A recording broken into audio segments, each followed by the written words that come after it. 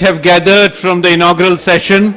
This is the session. This is most important session. We should start in time. We have theoreticians, we have practitioners, all in this session, so that the talk that we have on theoretical framework for South-South cooperation is not pure academic exercise.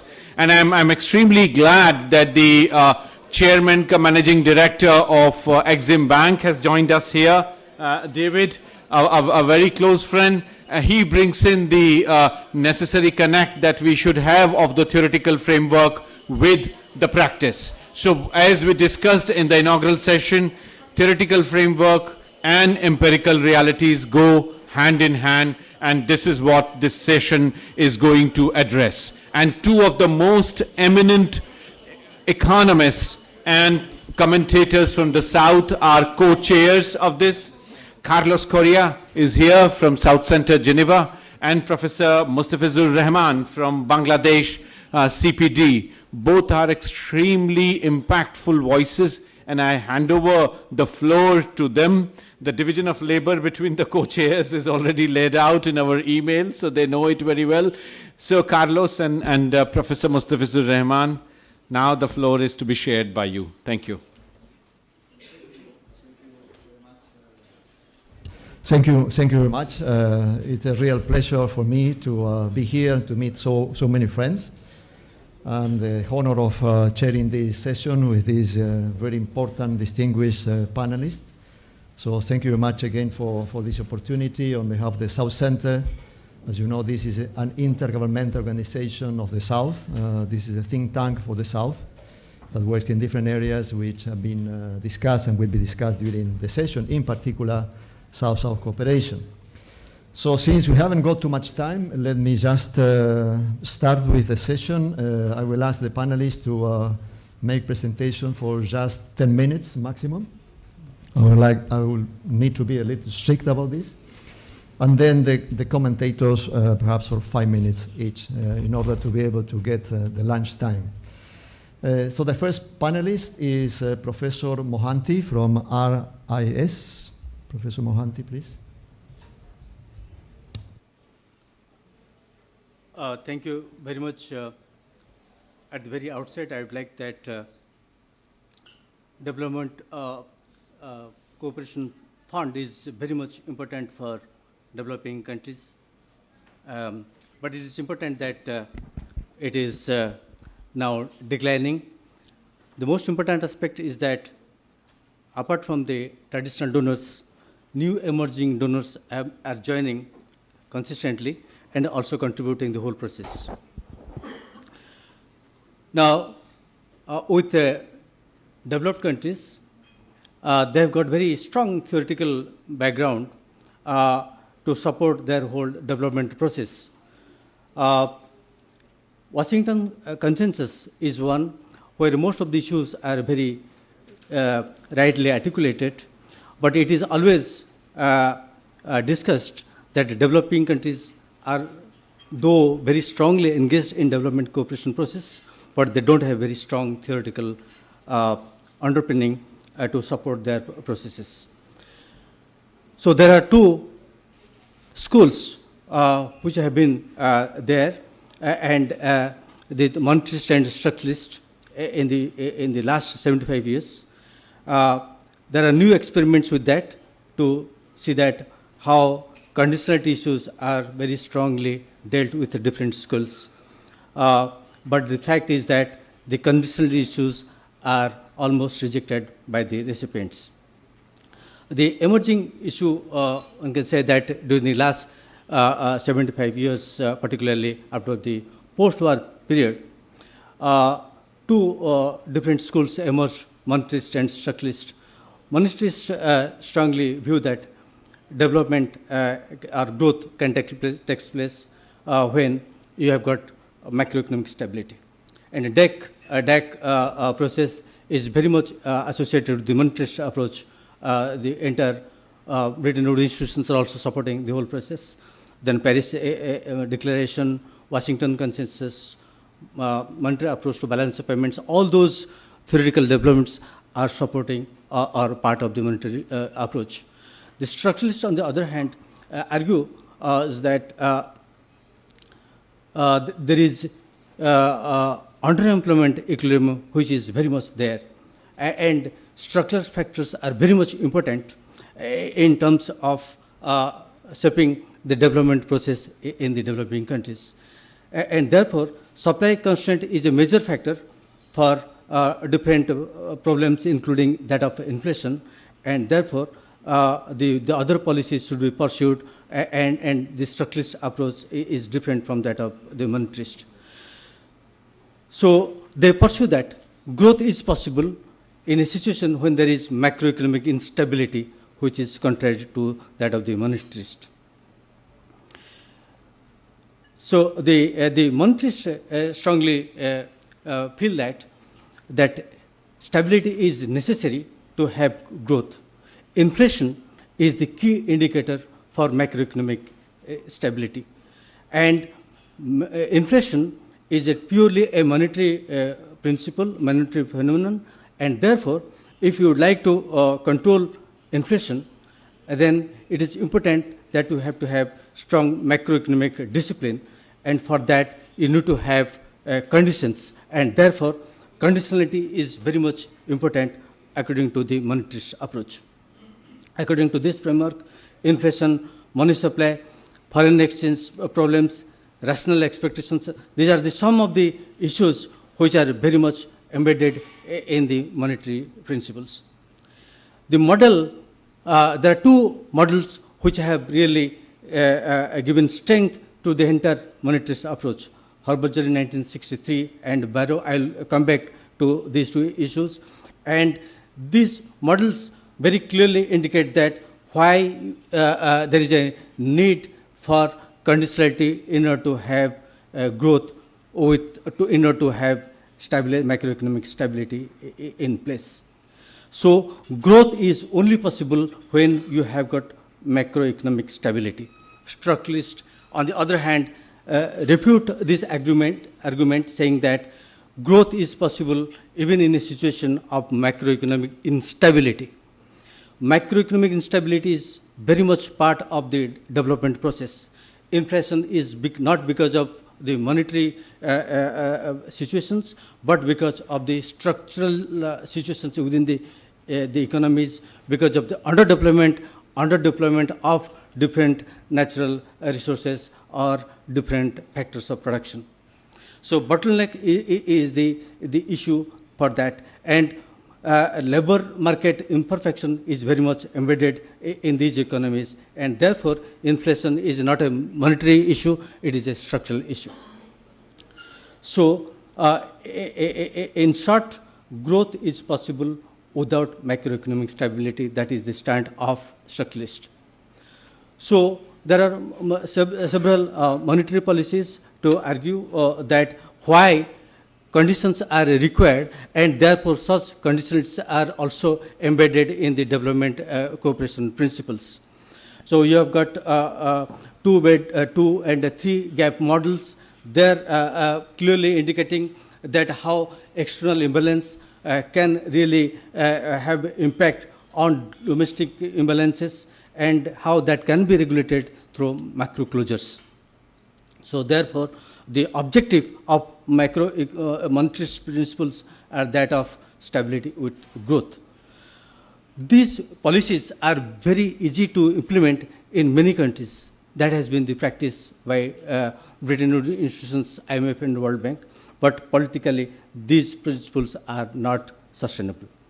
On the other hand, structuralists focused on growth with macroeconomic stability, focused on supply side, balanced sectoral growth, employment-oriented approach, and income generation, and the role of external sector in terms of balancing supply situation in the domestic economy.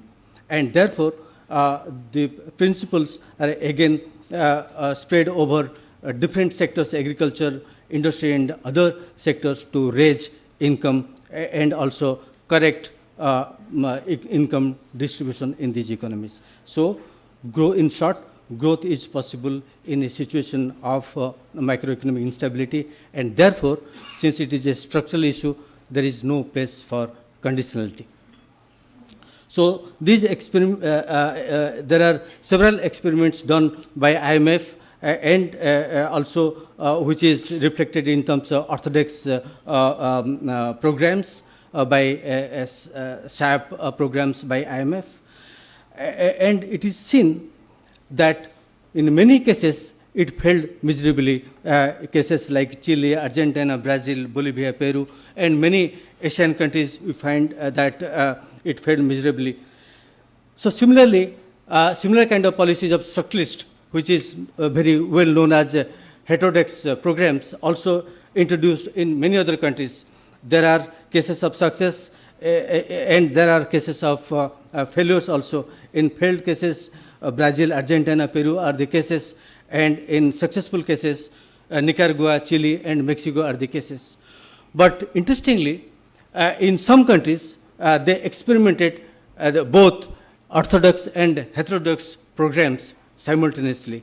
In Israel and Mexico, they tried simultaneously, and it was found that the experiment has really paid risk dependent in terms of getting successful programs undertaken by them. Therefore, it gave strong ideas that there is a midway between both of them. Professor Acharya in the morning session said that there could be a kind of a middle path. I think there could be a convergence between the monetarist and structuralist in developing a new model for development cooperation.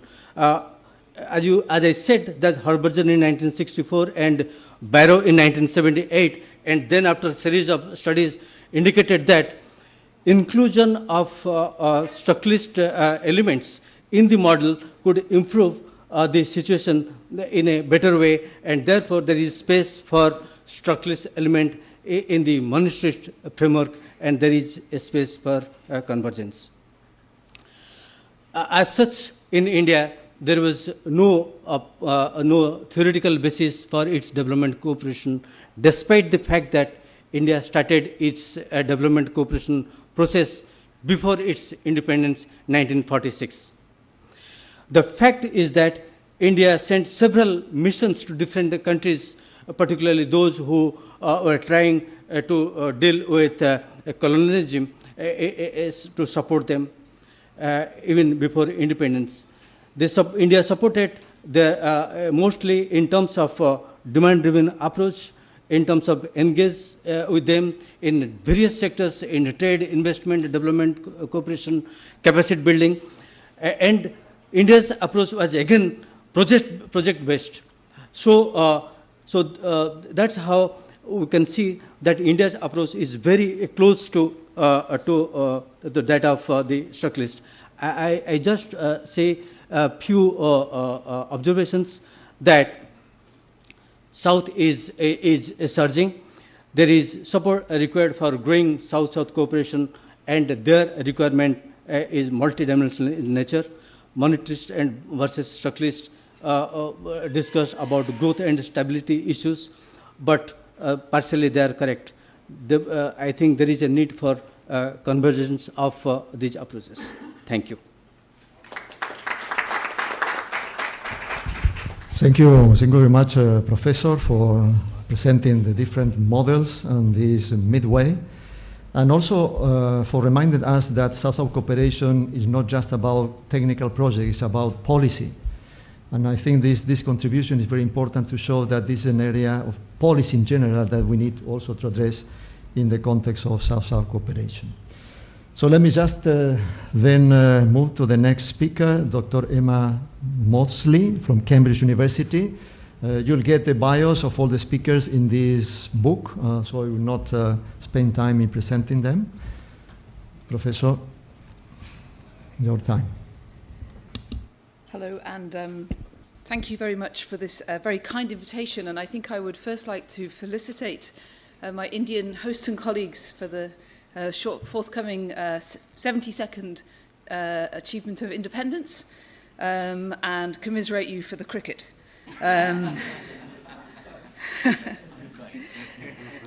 So I have been working on South-South cooperation since about 2004, which is not actually a very long time, but perhaps a little longer than many of my Western colleagues. And I was sitting here listening to the opening plenary panel and really so thrilled at what is obviously the strength and the depth and the extraordinary, I think, rapid growth and successes of South-South in the last decade and more. Of course, it has a long history, we all know that, but the last 10 to 15 years have been a quite remarkable period of expansion. And I've written some work about the material expansion of, obviously, resources and practices, the ideational expansion and success of South-South, and I know Paolo is going to say a little bit about that, and I'll mention that too. That is that South-South practices, narratives, frameworks, relationships are now being emulated by the North, and that South-South is diffusing into Northern practice and so on. So BAPA Plus 40, I think, represents a superb opportunity to take stock and look backwards, but also to look forwards, to look with ambition, and as Her Excellency said, to think about vitalization and revitalization. So I have here just a few short comments which I hope will provoke discussion. The first is to come to the concept note developed by Sachin Chaturvedi and Riss, where Raoul Prebisch, the great Raoul Prebisch, is mentioned.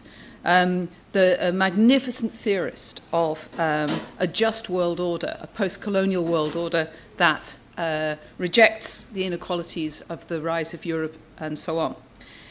And here, I think it's worth reflecting also on people like Wallerstein, Andre Gunder Frank, Atul Kohli, and the many other theorists of the era. And it seems that a problem that we confront, and that Professor Mohanty has in fact touched upon, is that dependency theory was developed at a point when we had the gold standard, state-led development, import substitution, industrialization, a very different era to the current one of neoliberal globalization. So this then raises new challenges. So Professor Acharya talked about the economic gravitational shift back to the south, which is of course extremely welcome and overdue.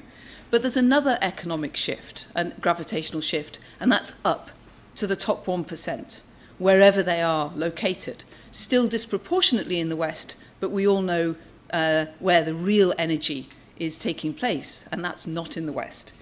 So how do we bring Prebisch and his ideas about dependency, core and periphery, semi-periphery, into an era of neoliberal globalization? Because the formations of structural dependency are going to be different, and the solutions are going to be different under this new regime. So I think that Professor Chaturvedi is exactly right to raise these questions of potential new dependencies, new geographies of core and periphery. And I suppose one of my key thoughts is that allowing for the inevitable importance of state-led international relations, theorizing and thinking, we need also to move beyond the methodological nationalism of working around justice between states, and as several people have figured, to think about justice within states and across states. We live in a very different era to the one that was capped by BAPA Plus 40. So then a second thought, also picking up on some of this morning's fabulous interventions. John and Jean Komaroff, two anthropologists, have done some wonderful work on theory from the South. And they argue that in the past, Western theory has often set up the South as deficient, as in a linear ladder, on a lower rung, trying to catch up with the North. And they argue that the South is not the past, it's the future. And that if we need to understand the future, we need to be theorizing from the South. So I'm thinking about things like artificial intelligence, precarity, informality, living with the very real experienced impacts of climate change. This is the global future. This is the future of youth in Britain, youth in Europe, large-scale unemployment, and we are seeing solutions from the south. So my Brazilian colleagues in particular will know about whether it's things like milk banks or hunger policies. So South-South development, I think, this is a moment of ambition, is to say these are global solutions, to extend beyond, I would hope, just the very important task of building South-South solidarities and contesting ongoing inequalities and maintaining, developing new power, but also to think about global solutions. So if we use the Comoros to say that we need to theorize from the South, I hope that the Southern theorists will also think about the problems of Europe and America in a global world, because our young people are suffering in a different way. I'm not comparing, some poverty in Ethiopia to poverty in Glasgow, but they're connected. They're connected through things like the global financial system. They're connected through the upwards shift of wealth and money. And they're connected through the entire speculative and fictional casino that we are building and rebuilding around financialization. So my last comment then. It seems to me that one of the tasks of BAPA Plus 40, if I may say so, is that to deal with the consequences of success. As I said, I think the last 10 to 15 years have been a remarkable period of success, and that changes the terrain within which South-South and triangular cooperation is working. South-South is now much more visible, much more exposed to both building positive outcomes. We've seen the reputational rise of many Southern partners in their partner countries, but also exposure, visibility and risk. This raises questions about the, if you like, the institutional lag. I think in many cases the energy and the financing and the practices of South-South have outstripped the institutional network within which it's been located. So that work around institutionalization is very important, and the right institutionalization, not of course necessarily that of the DAC. I think it's interesting to talk about non-interference. Of course, I think the world of policy conditionality is disappearing from the West as well. But it seems that language of non-interference isn't going to quite accommodate to what's really happening, which is, again, as Professor Acharya mentioned, growing integration.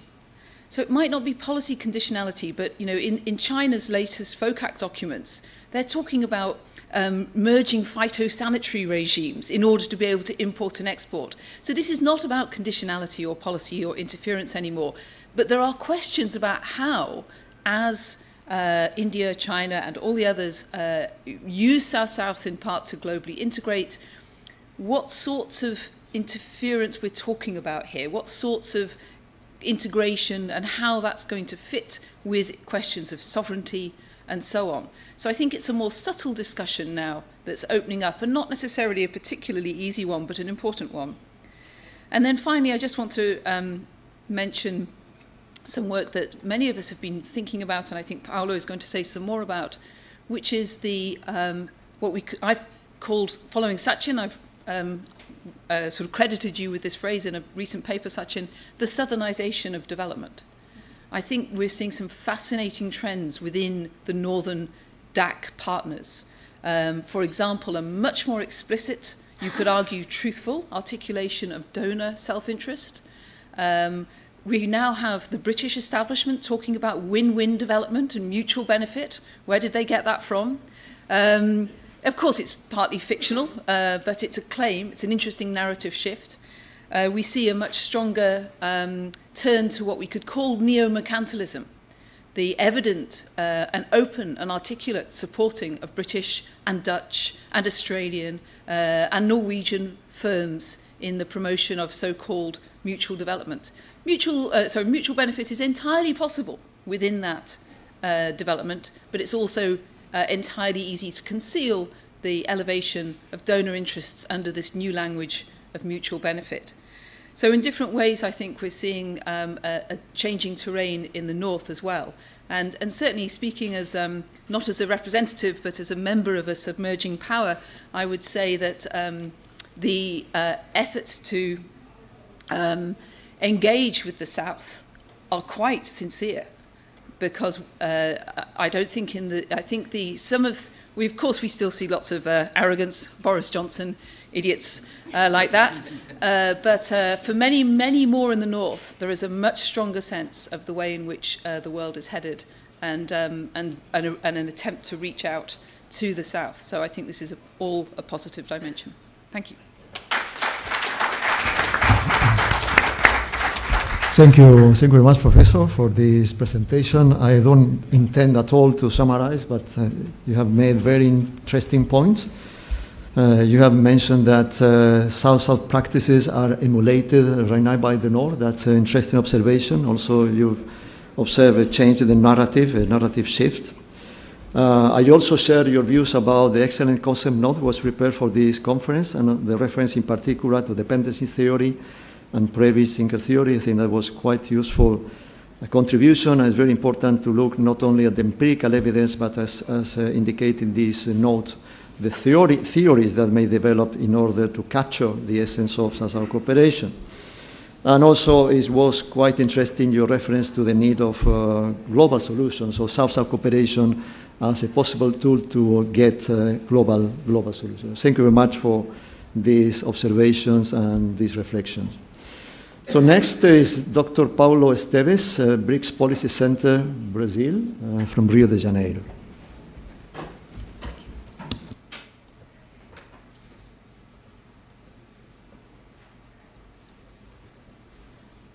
Okay. Let me start expressing my gratitude to my friends from RIS for having me here. Thank you. Once more, Sachin, for the invitation. What I'm going to present is an article that just came out at the IDS Bulletin, and it is actually a development of this piece, which I intend to present to the Development Cooperation Review soon. It's called The BRICS Effect and International Development Cooperation, and tackles some of the questions that Emma just raised. Everybody knows, I'm not going to lose time with this, but everybody knows, I usually call this the first battlefield within the international development field, where something that Sachin always remind us is very often forgotten by us. We always forgot this, is the fact that actually South-South cooperation is prior to ODA, started before ODA. But in a way, ODA won that battle, and won that battle particularly at Buenos Aires. So we are celebrating the 40th anniversary of Buenos Aires, when actually ODA was consolidated as what we call international development cooperation. And we just forgot about South-South cooperation, at least for 20 years after Buenos Aires.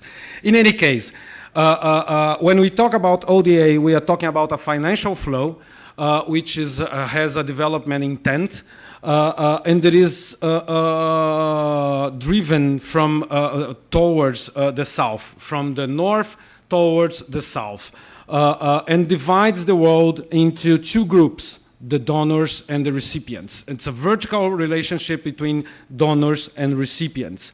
And the world was organized around this axis, around the OECD DAC from one side and the G77 from the other side.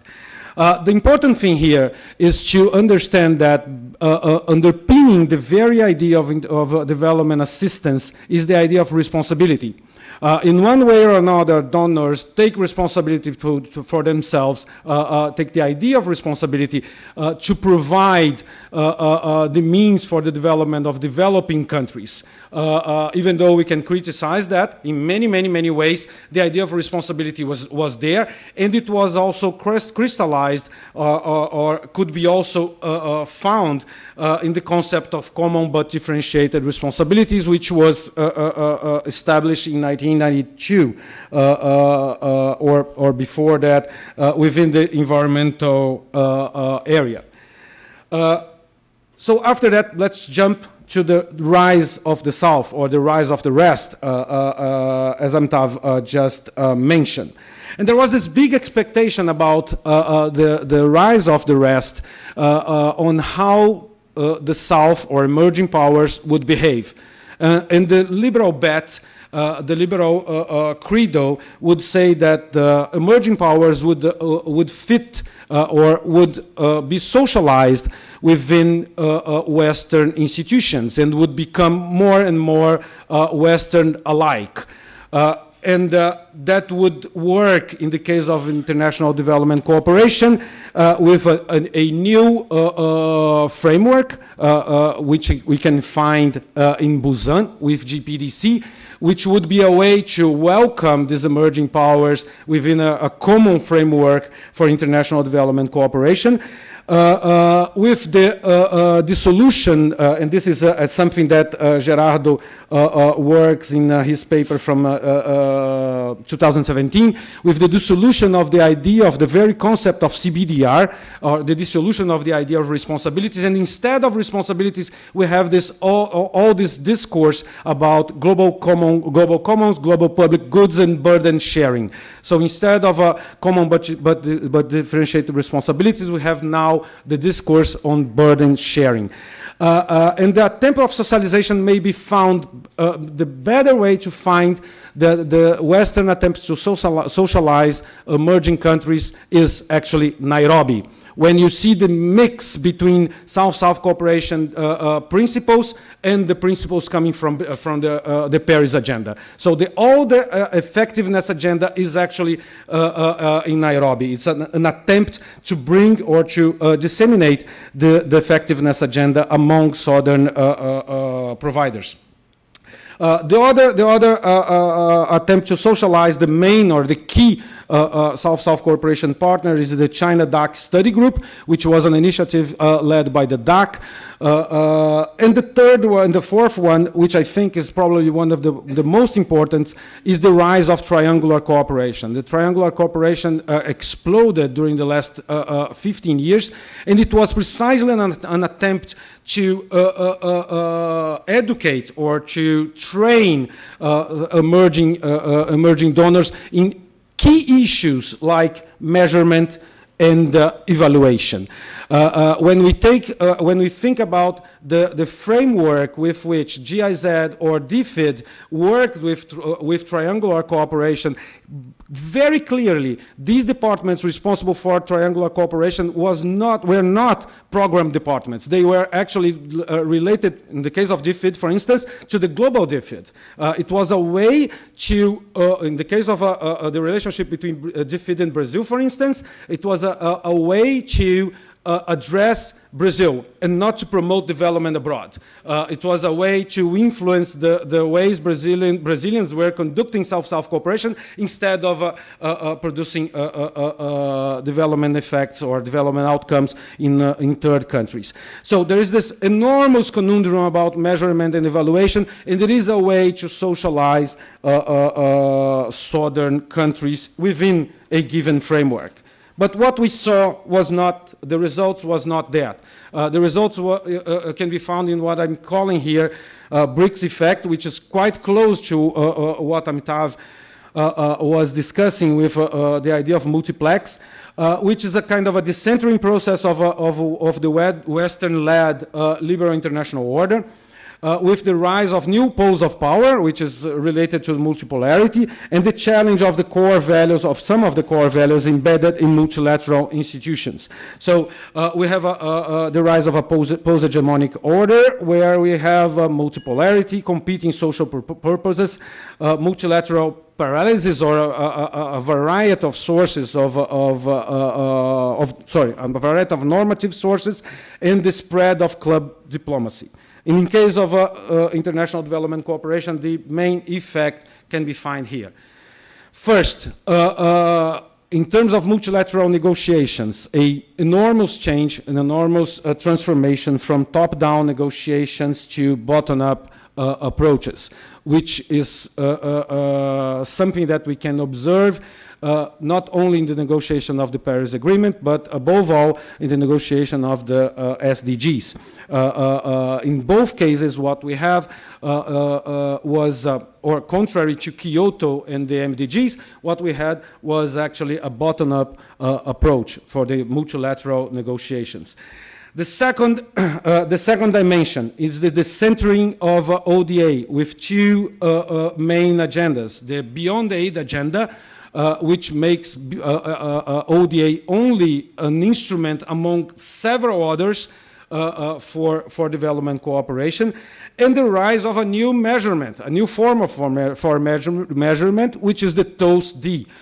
Let's be frank. When we measure, when we decide to change a way to measure something, we are actually changing the thing and not changing the way we are measuring the thing.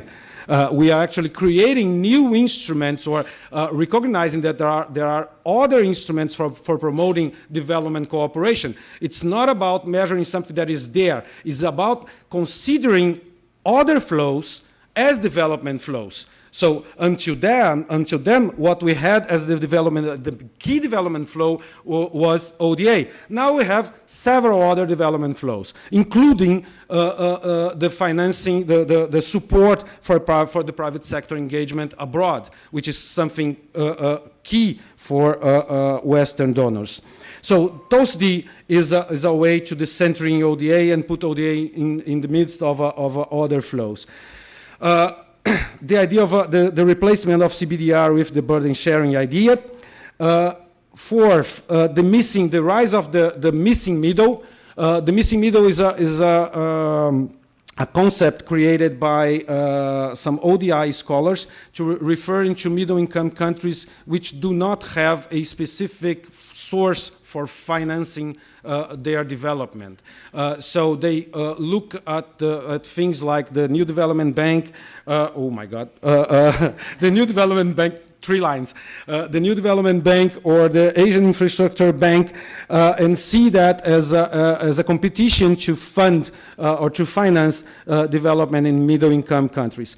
The thing about this, the importance of this is that these new tools, they emphasize country systems instead of conditionalities and safeguards. I would go further with Emma's argument before and saying that the era of conditionalities ended. And it ended because the countries have now several different sources of financing their development. And there is no way one institution can actually apply and enforce conditionalities in this new environment. There is an enormous discussion in the European Union now about the end of graduation. The European Union is actually discussing the end of graduation. And this is a way to use ODA money to fund middle-income countries, particularly in Latin America. And there is this rise of the idea of development transition, which is something new. We can discuss that later on. And finally, a changing of the narrative. We are changing the narrative from donorship, which is a vertical narrative, to partnership, which is, assumes that there is a horizontality or assumes that the world is flat, which is not the case, but there is a presumption that the world is flat. There is the rise of the concept of mutual benefits among traditional donors. And finally, there is this shift from triangular to trilateral cooperation in which the positions between donor, pivotal countries, and targets are dissolute in a more horizontal way. So this is all to say that we are living in an era of non-differentiation among the agents in the development field, and perhaps the main challenge for the BAPA Plus 40 is, in a way, to recover the idea of differentiation and bring back the idea of responsibility. Thank you. Thank you very much, Dr. Paulo, and sorry for rushing you, but we need to finish before the lunch is ready. I would just like to emphasize two concepts that you have made. The first one is the fact that in the South-South cooperation, all countries can be donors and recipients, so there is no more this category of donor countries and recipient countries. So you just made very clear that this vertical approach now has changed to a horizontal approach. It's not more donorship, but partnerships. I think that's a very important concept. Any country can actually be provider of South-South cooperation. And the second concept I'd like to mention is the end of the era of conditionalities. So that's a very important concept. Perhaps there may be a need of further discussing this, the extent to which this is today a reality, but I think that's an important concept that we'd like to emphasize. Then our last speaker during the session is Dr. Antea Mulalaka from the Asia Foundation. The foundation, the South Center, has had the privilege of work with, in particular in the area of the right to development. I will stay here. Okay, no one minds. you have the right to. Thank you. Thanks very much for the host for having me. I think I was sitting in the exact same spot last year around this time. Last year when I spoke in the same session, I spoke about contemporary trends in Asian development cooperation and concluded with 3 points. So first I said that with the rise of the South and Asia in particular, the world is circling back to a world beyond aid. Second, that this has opened up space for new and innovative partnerships. And third, that Asian countries are leading the way, defining both the strategies and the discourse of cooperation in the 21st century. So a year later, I want to both affirm my previous statements and update them for our discussion here today. And I'll be speaking again mostly from the Asian perspective, which is what I know, and I'm a practitioner in that field. So the discourse on development cooperation is changing, and much of this change has really happened in the last even 5 years, I would say. And there's a few things I'd like to highlight, a few points that reflect this change from a very practical and empirical point of view from the Asian context. So first, the binary, the north-south or south-south terminology is becoming less relevant for explaining contemporary development partnerships or power relationships. So we know that the South is not uniform. So the solidarity which underpinned Bandung or the non-aligned movement, while it remains historically significant and really critical to understanding the evolution of international relations, it holds less force and relevance in the contemporary reality of development cooperation. The North or the DAC or the West or whatever you want to call it, in the heyday of the DAC, this particular agglomeration of countries and principles, it made sense. But it doesn't really make sense anymore. Australia never had a comfortable fit in North, DAC, or West, and for that matter, neither has Korea or Japan. Today, US positions on issues and partnerships are more unlike-minded than China is these days. Asian South-South cooperation is not homogeneous in evolution, form, or application. China and India are both South-South cooperation providers, but on a very different scale. South Korea and Japan share characteristics with traditional Western or Northern donors, as well as Asian South-South cooperation providers. So the labels are historically important, but present and constrain, limit us from recognizing and shaping the evolving discourse. So Emma and others have described the current landscape as something that is more polycentric. And I would add to this and argue as my second point that what we're seeing is an increase in multilateralism from the South. And this is evidenced through different kinds of banks, financing mechanisms, funds, and platforms. So today, we've heard this already, we have, in addition to the traditional multilateral financial mechanisms, we have the Asian Infrastructure Investment Bank, we have the New Development Bank, as well as a multitude of other Southern-led development banks that are financing development, which offers up many more opportunities for finance for developing countries, but also new forms of governance in the multilateral finance field. As well, there's a number of new funds. So China, particularly in the UN, China is now the third largest contributor to the United Nations regular budget. And they've also committed to increasing their contributions over time. We heard this morning about the India's UN Development Partnership Fund. As well, there's the India, Brazil, South Africa Facility for Poverty and Hunger Alleviation, the IBSA Fund. In addition, there's platforms. So there's increased engagement by the South in regional and global platforms, the G20, the Forum for India-Pacific Islands Cooperation, BRICS, the Global South-South Development Forums, IBSA, Green Climate Fund. This trend, third, this trend towards multilateralism is somewhat tempered by the whole concept of national interest. And we've heard a little bit about this morning. Emma mentioned it again, but this is now central to cooperation programs across the board, north, south, east, west. And one point of clear evidence in the north or in the Western countries is the merger or folding of many development agencies in the north or west into ministries of foreign affairs. And in this sense, the north is approaching the southern model of cooperation. Mutual benefit, as we know, has always been kind of a mainstay, a key principle of South-South cooperation. A fourth trend is the growth before or growth for poverty emphasis. So the principles and modalities of traditional aid have changed. The poverty and governance discourse of the 90s and the early 2000s has been taken over by the resurgence of the economic growth discourse, especially inclusive growth. So are we going back to something that's about trickle down, for example? And part of this push for growth is what I call big ticket development projects around infrastructure and connectivity, particularly. And these target the global infrastructure gap of $57 trillion, which the world needs to achieve by 2030. It's all about growth, connectivity, but also people-to-people partnerships. Key projects, of course, are the Belt and Road Initiative, as well as the Asia-Africa Growth Corridor. In terms of southern country perspectives, we have in the Philippines Duterte's famous Build, Build, Build scheme. So the world is really embracing the push for infrastructure and connectivity. Practically, this means roads, ports, bridges, railways, power, special economic zones, and industrial parks. And is very much being led by China, India, Japan, Korea, and is financed by various financial institutions. Some of these are commercial, some of these are development, lines of credit, government-backed loans, etc.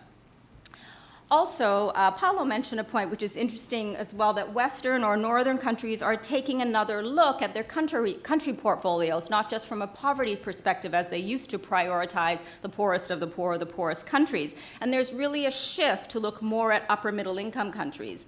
And while he mentioned it was relevant in Latin America, it's also very true in Asia. So you have countries like Australia and others starting to look more closely or revisit countries that they had graduated in the past. So Thailand, Philippines, Malaysia, Sri Lanka, countries that are emerging as upper middle income countries. And the idea is to prevent them from slipping back into a state where there's large pockets of poverty and encouraging growth.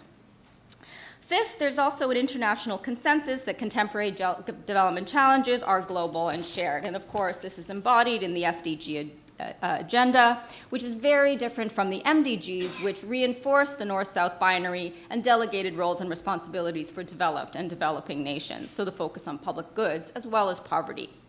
Even the UN is publicly lauding that there is a commitment within the BRI to the SDGs and multilateralism. There's also a recognition, however, that the SDGs cannot be addressed by aid alone. And this leads to my sixth trend, which is the beyond aid discourse. So Beyond Aid argues that achieving the SDGs requires more than aid and more actors beyond states and governments. And this has led to new forms of partnerships within the North, South, and across both. The private sector, of course, is key. This is not new to South-South cooperation at all, but is really being reconceptualized in the Western discourse.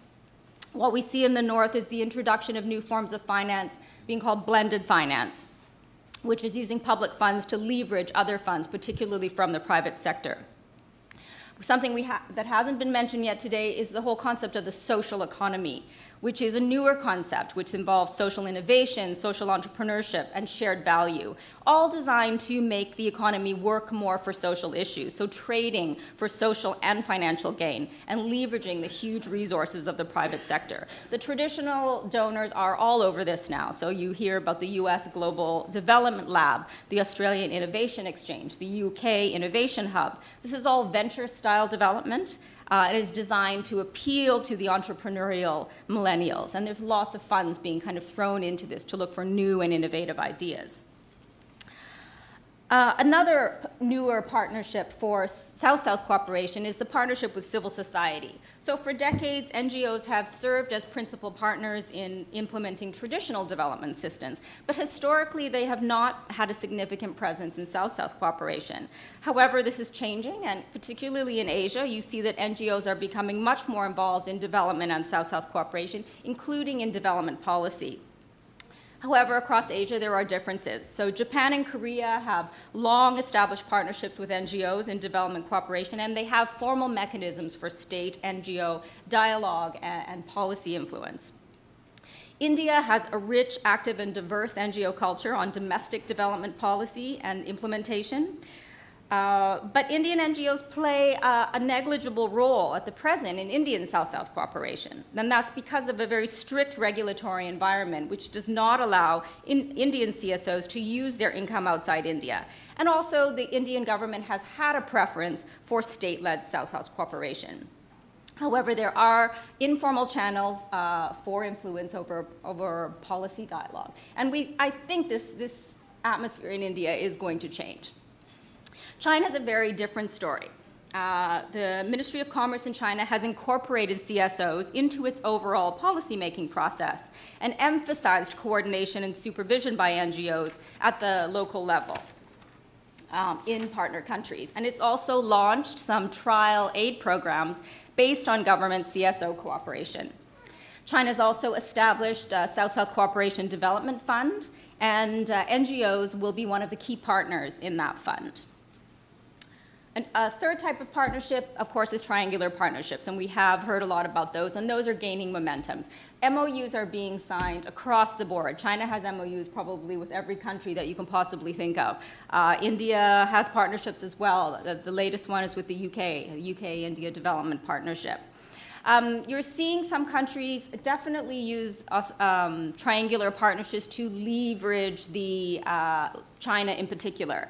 Australia in the Pacific is a good example. For years, Australia complained that they were the only donor working in the Pacific and tried to encourage other people to work there. China now is all over the Pacific, and this is being considered in a very different light. However, China and Australia are working on some successful triangular partnerships, particularly around malaria in PNG. So just to point out quickly a couple of the challenges of some of these new trends. The current trends present their own sets of challenges, none of which are particularly new to development in general, however. The infrastructure push and China's model of no-strings, speedy delivery has led to major debt problems for partner countries. Sri Lanka is perhaps the best-known case, but we also see debt in the Pacific Islands. Delivery issues. Execution and completion is a big problem. And it's being shown more than we know. Particularly, we can see that in India, as well as with Chinese projects. Evaluation is, as the scope grows, impact becomes very important. I also want to mention the rule-based order. We're hearing a lot about this vague language that countries should be playing by the rules. But the key targets for this are China, yes, but also the US. And lastly, sustainability. It's becoming increasingly important, a kind of return to human-faced development. This is nothing new, but we're seeing it as a new priority for China. So they're really looking more and more at responsible investment, for example. I have a conclusion, but I think I will end there just to say that in this new era of development cooperation, we really need to find new terminology that is inclusive of the shared challenges we are trying to address, but also which allows space and scope for the distinctiveness and the diversity of approaches without labeling or stereotyping. Thank you. Thank you very much, Anthea. I'm very sorry, I know you have much more to say, and thank you for your reflections. Although you said at the very beginning that you would present an Asian perspective, I think you have been able to present a South perspective because your presentation covered many issues. I would just like to highlight some of your comments. One is that the South is not uniform, but solidarity is there in order to allow for South-South cooperation, which is based on principles of equality and mutual benefit. I think that's a very important concept. We need to recognize that the South is diverse, but be able to get unity while recognizing that this diversity exists. You have mentioned a number of institutional changes, including new funding, which is available, changes in perspective. And you also mentioned, I think this is very important to highlight, that the SDGs cannot be addressed just on the basis of aid. So you need something else. Thank you very much for all these comments and suggestions. So next step is we have 3 commentators. So now I will ask the co-chair, Professor Raman, to continue with the session. I think we may have 5 minutes for each commentator, but Professor Raman will be able to chair this. Thank you. Thank you, Chair. I would like to join the Chair in registering my deep appreciation of this initiative by RIS and the partners. I think that I was part of the 2013 first Delhi discourse, and this was a very learning process, this session, and I could see the evolution of our understanding and the deepening of our understanding with regard to South-South cooperation. The actors, the partnerships, the modalities of implementation, the measurement of development effectiveness from the perspective of South-South cooperation. I think that we are progressing towards a more deepened understanding of what are the issues involved. And our panelists have really helped us in that context. And I was looking and trying to understand what the panelists were sharing from the perspective of least developed countries. 47 of the countries in the global south are least developed countries, my own country, Bangladesh, including. 15 of these LDCs will be graduating in the next few years. And when they graduate, they will not be eligible for preferential treatment, market access. Many of these countries are graduating to the middle income, from low income country to the middle income status. So they will also not be eligible for the World Bank IDA type 0.75% interest rate. So the whole world is changing for many of these LDCs. So there is, I would say, there is not only push factor, but also pull factors. Both centrifugal and centripetal forces are working in terms of drawing us towards more deepened South-South cooperation. So I think this is very important. And also many of these, our countries, it is era of the SDGs, triangulation of economic growth, social inclusiveness, environmental sustainability. So I think that this is also very important, that we also implement the SDGs with no one having been left behind, and how South-South cooperation can help us. So thank you, panelists, for your contribution. We now have 3 special comments, as the chair has already mentioned. The only distinction between the panelists and the special comments is that the special commentators will have to distill their ideas within 5 minutes, not 10 minutes. So that's a very challenging task. But